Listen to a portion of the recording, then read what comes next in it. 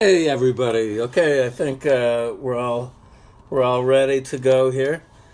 It's 3 o'clock in New York, and it's 8 o'clock in the UK, 9 o'clock in Paris and Rome and Spain, all over the world.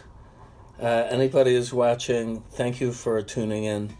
As usual, I love to play for you guys. And kicking off today regularly will be here Thursday, Saturday, and Tuesdays at 3 o'clock. So I'm going to start today's solo acoustic with a piece. I want to dedicate this to Ellie Medeiros. It's a very old friend of mine who's now living in Uruguay and Paris part-time. But Ellie, I wrote this in her apartment in Paris some years ago, and then it became a song I did with Jan Close. And I'll do the original instrumental, which I called Ellie's House here.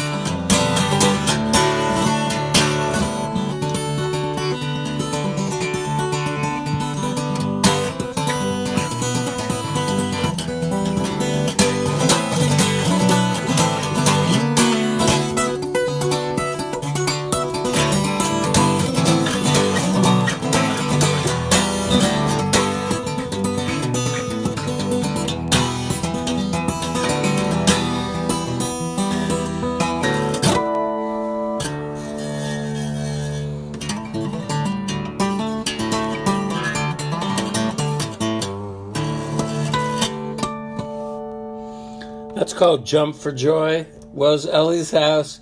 Then it became a tune called Mary Magdalene on a record known as Lucas Close. We did an album, Stereo Opticon. I want to thank Dan Beck for connecting us, and he was a lyricist on that.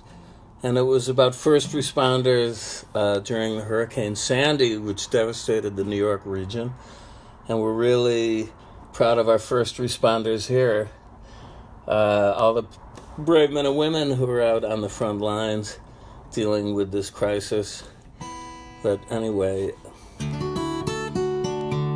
I'll play a new one. It's an instrumental called Will-O-the-Wisp.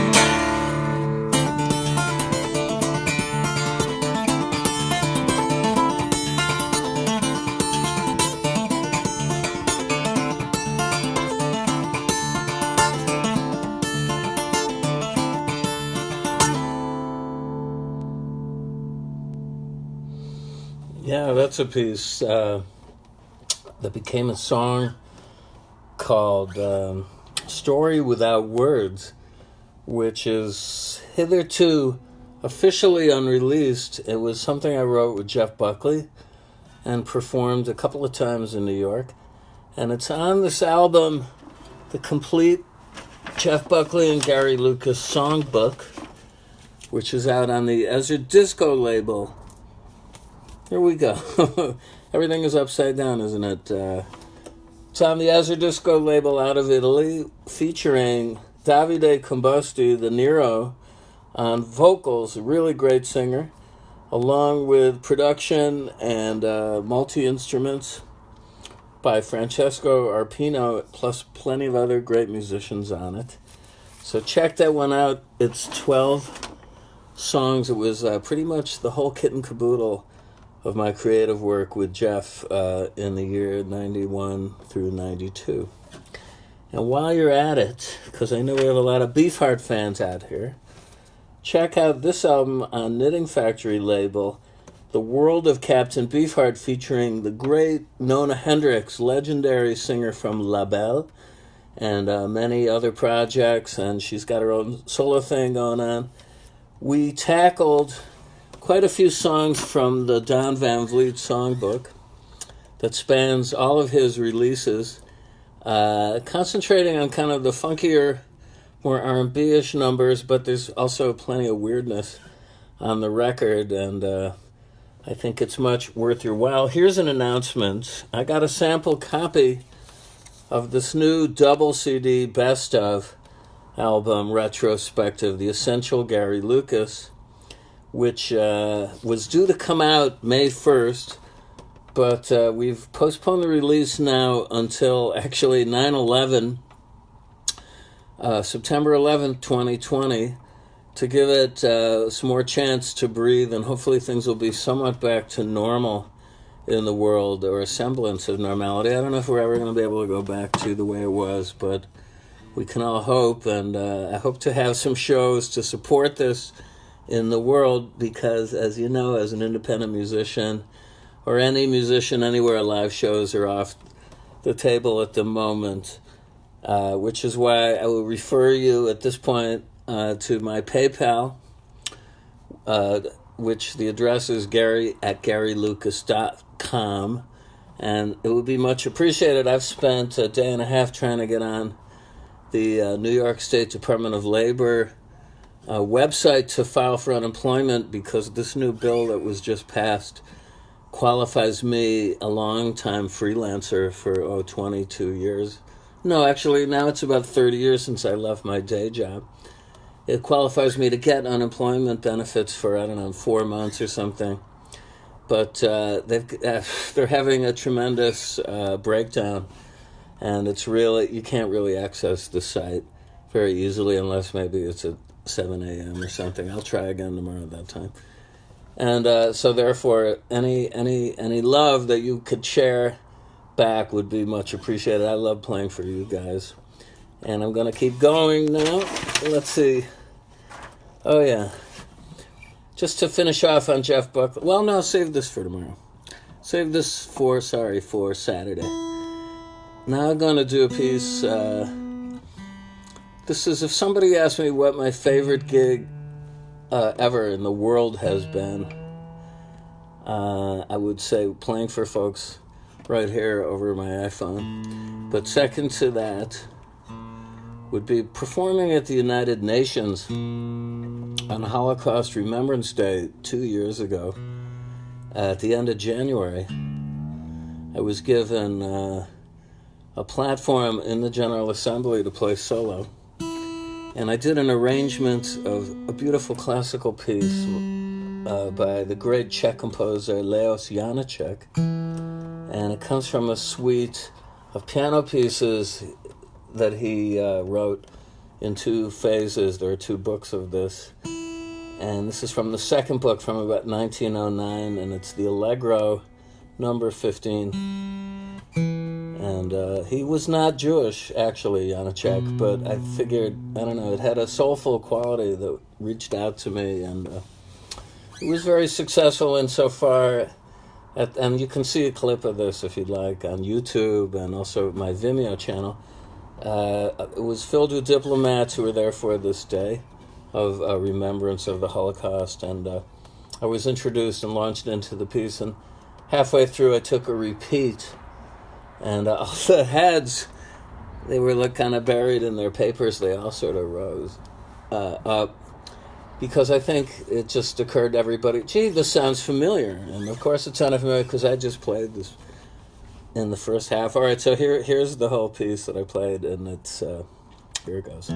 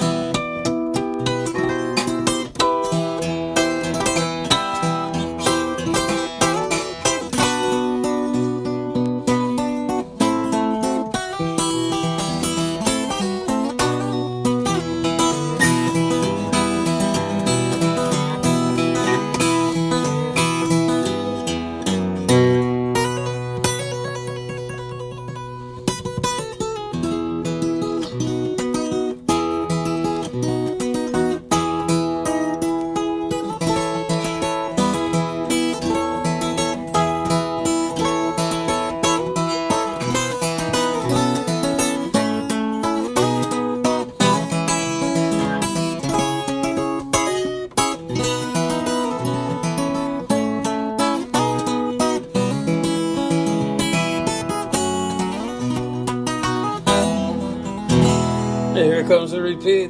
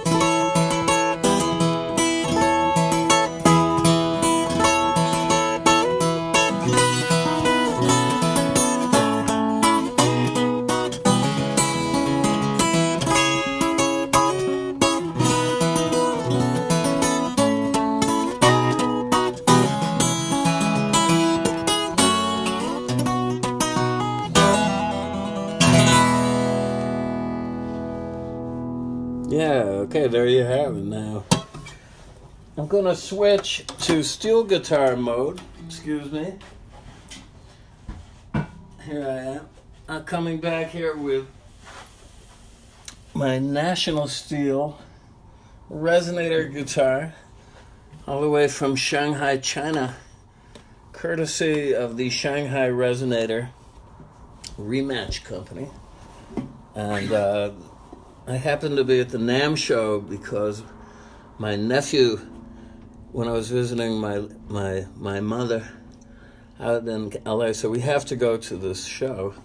And I had avoided it for years, though it's a very big deal among musicians anyway, because if you know what you're doing, you can acquire a lot of free samples of guitars and amplifiers and things. So anyway, a good friend of mine, Phil Mango, staked out the Chinese instrument manufacturers who were clustered in a ghetto in the basement of the big center in Anaheim where they hold this show.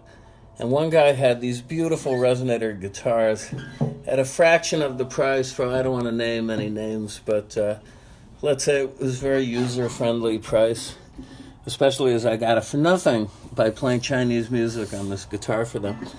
But it's really good for beefheart music too, and he was a big Chinese music fan, Chinese culture in general. In fact, his mother once said to him about Trout Mask Replica, "Sounds kind of Chinesey, Don." Okay, so